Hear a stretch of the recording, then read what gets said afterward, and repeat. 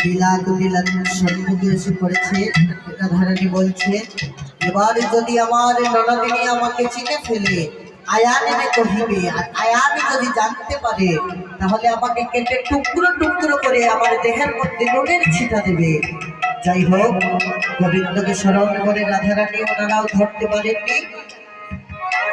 রাধারানী চলেছে আগে রাধা কুণ্ডের তীরে দিকে।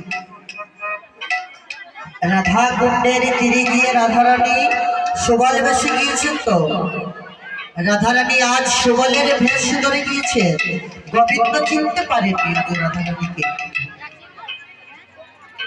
গোবিন্দ বলছে, গোবিন্দ মনে করেছেন সুবল, সুবল রে রাধারানী কি আসতে পারে নাই?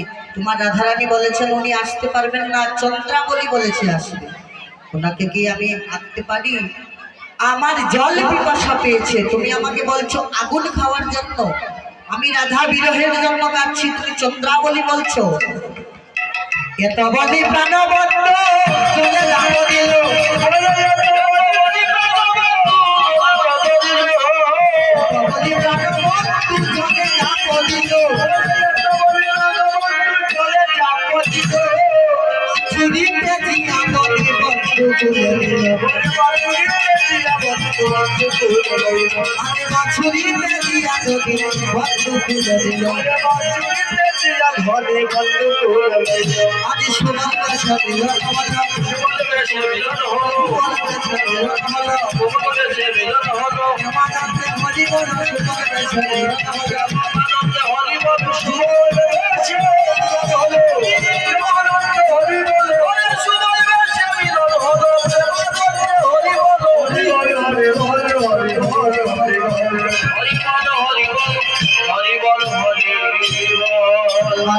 সুবল দক্ষিণ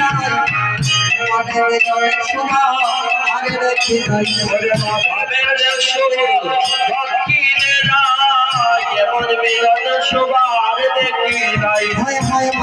সুবল দক্ষিণের মিলনে শুভা আরে দেখি নাই।